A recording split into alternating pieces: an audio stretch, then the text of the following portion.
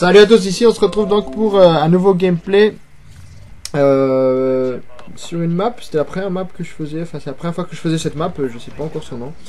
Désolé pour les noms etc, mais on les saura au fur et à mesure. Mais en tout cas voilà, j'ai fait un gros lapsus, une grosse erreur de la vidéo précédente parce que vous voyez en bas à gauche, il y a écrit, je pensais que c'était le nom de la map, il y avait écrit par exemple là, regardez il y a écrit en bas, il y a écrit fleur de cerisier. À chaque fois que ça change en fait, qu'on avance dans la map, parce qu'en fait en bas à gauche ils décrivent l'endroit de la map. Alors ça je trouve c'est vraiment pratique, c'est vraiment une belle nouveauté pour une fois. Ça nous permet en fait, genre si on joue en team, ouais je suis sur fleur de cerisier, je suis en train de protéger la position, ouais sur fleur de cerisier il y a un compeur, etc. Donc ça c'est vraiment pratique pour qu'on puisse se donner à l'endroit de la map, parce qu'avant c'était, quand on se parlait, c'était ouais donc je suis en bas à gauche de la map, ou ceux qui jouent en domination ils disaient souvent je suis sur A, je suis sur B, je suis sur C. Alors ils jouaient parfois en MME, mais pour eux être sur A c'était le même endroit qu'en domination, c'est à dire qu'ils étaient sur en MME, il n'y a pas de A, B, C, D, enfin ABC pardon, mais en tout cas eux ils disaient que voilà on se voit sur A, et ils savaient tout de suite c'était quel endroit à peu près la map. Donc je les enviais beaucoup quand ils faisaient ça sur domination, parce que je joue pas souvent en domination, donc je sais pas souvent où est A, où est B et où est C dans une map. Donc en gros quand je les entendais dire ça j'étais waouh, fais chier merde, enfin désolé d'être grossier, mais je savais pas où c'était quoi. Bah voilà, bah là ils ont inventé un nouveau, une révolution, un nouveau système, bah maintenant voilà je suis sur chantier. En ce moment je suis sur chantier, bon là il n'y a pas écrit chantier en bas à gauche tout de suite, mais si je monte sur cette petite maison à gauche de moi là dans la map, bah, je vais monter dessus, il y aura écrit chantier. Voilà, donc on sait à peu près où on est dans l'endroit de la map. C'est vraiment pratique. Donc je m'étais trompé sur la map qui ressemble à Paris. Dans la vidéo précédente, j'avais dit je suis sur la map quai. En fait, non, c'était l'endroit quai. Voilà, donc aujourd'hui, on va découvrir des nouveaux skill streaks, score streak, pardon. On va découvrir le scarabée que je viens de débloquer. Donc voilà, je pensais que c'était quelque chose de bien, mais en fait, non, c'est un HXD. Alors, encore moins bien que l'HXD, je trouve, parce qu'il a moins. Il a une plus petite accélération. C'est-à-dire que j'appuie le booster, donc c'est le stick multidirectionnel gauche, quand j'appuie dessus, ben ça accélère mais pas beaucoup je trouve. Et surtout ce qui est moins bien c'est que, si je me trompe pas, la HXD dans Black Ops 3, il pouvait rouler sur les murs. Donc s'il tombait dans un trou, enfin il tombait pas parce qu'il roulait sur le mur. Là il peut plus rouler sur les murs, à ce que je sache. À ce que je sache. Donc voilà, de toute façon j'ai jamais aimé les HXD, c'est très lent. Et là je le trouve encore plus long, c'est-à-dire quand on l'active, il prend 2 secondes à s'activer, donc on peut se faire vraiment tuer rapidement. Donc bon, après l'idée c'est de se cacher quand on l'utilise. Bref, mais il prend du temps à s'activer. Donc je joue avec l'arme RPR Evo, une mitraillette. Et je trouve que cette mitraillette elle est vraiment précise. Bon, je lui ai mis aussi un petit, là on peut voir que je lui ai mis une petite poignée, mais je lui ai enlevé la poignée récemment.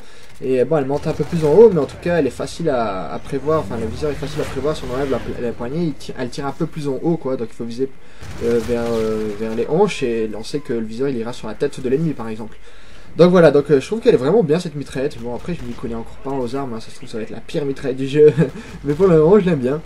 Donc j'ai à peu près le même spécialiste là, qui tue avec c'est la sorte d'annihilateur qui tire avec son pistolet. Bon, je testerai dans d'autres vidéos d'autres spécialistes. Hein.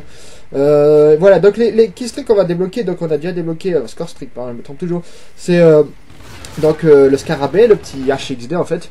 On va débloquer du foudroiement et l'autre sorte frappe de napalm. Donc c'est 2 foudroiements en fait, mais un peu différents. Alors regardez le pistolet, regardez, il tire vraiment. Pas en rafale, en automatique carrément, enfin il est vraiment facile à utiliser, mais oui voilà, si on rate beaucoup de coups on meurt. Puis ce qui est chiant c'est que si on tire beaucoup de balles comme moi je l'ai fait, les balles partent vite, et je crois qu'on en a que 7, et après le spécialiste ben s'épuise quoi. Donc cette map là c'était la première fois que je la faisais, elle est vraiment bizarre, bah, j'aime bien, on dirait au Japon, hein, si je ne me trompe pas, on dirait à Tokyo, un truc dans le genre, hein. En tout cas elle est vraiment pas mal, ça me fait penser à une DLC qui était sortie, je crois que c'était sur Modern Warfare 2, c'était au Japon aussi, et elle est vraiment pas mal. Un petit peu labyrinthe, bon c'était la première fois que je la faisais aussi. Donc voilà, donc là la partie là franchement, il y avait des adversaires vraiment forts en face, bon après c'est peut-être moi qui suis mauvais, mais en tout cas ils avaient l'air d'être vraiment bien coordonnés, donc je crois qu'on va perdre à la fin. Mais en tout cas, on va les faire souffrir quand même. Mais le niveau commence déjà à se montrer dans ces Call of. À un moment, j'avais testé déjà du élimination confirmée. Oula, il y avait que des teams. J'ai arrêté direct. J'ai remis MME. Hein. MME, on sait tous que c'est le mode le plus facile pour les débutants. Donc, comme je suis un débutant, je fais du MME. Et donc voilà, donc en gros, je sais que d'ici un mois déjà il y aura plein de teams. Bon après je dis pas que c'est mauvais ou bien, mais il y a du niveau dans ce Call of. Voilà, on voit que j'active mon scarabée un peu n'importe où dans la map. En fait quand j'ai activé là c'était vraiment parce que j'avais cru que c'était le drone, j'avais oublié que j'avais mis le scarabée juste pour faire la vidéo. Et ouais, bon, donc en gros, Scarabée, je l'aime vraiment pas. Après, certains ils apprécient, hein, mais moi j'ai jamais aimé l'HXD, etc. Donc voilà, donc c'est la deuxième vidéo de la chaîne. Franchement, donc je répète.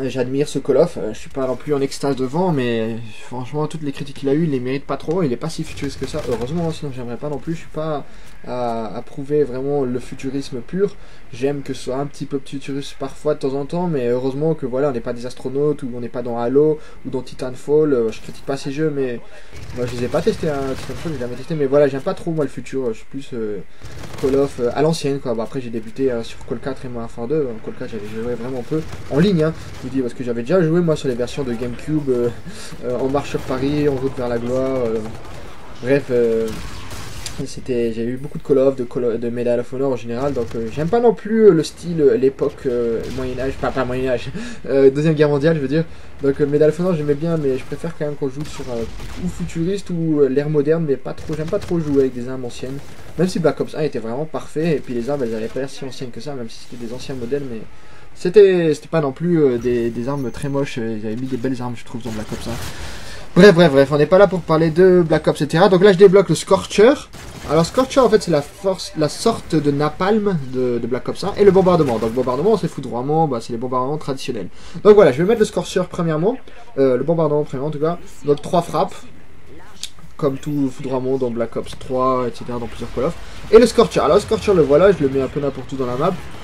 Mais voilà, je vais faire une critique au Scorcher. Franchement, je trouve que le Scorcher, il est vraiment mauvais parce que bah en fait c'est la copie du napalm, sauf que le napalm, si on n'oublie pas, dans Black Ops 1 il laissait des flammes par terre, donc même si on tuait pas un ennemi, enfin on visait mal, ça laissait des flammes par terre, et si un ennemi allait sur les flammes, bah il mourait, alors que là le Scorcher, à ce que je sache, il ne laisse aucune flamme, il ne laisse rien, donc il explose, il tombe au sol et après voilà il disparaît directement.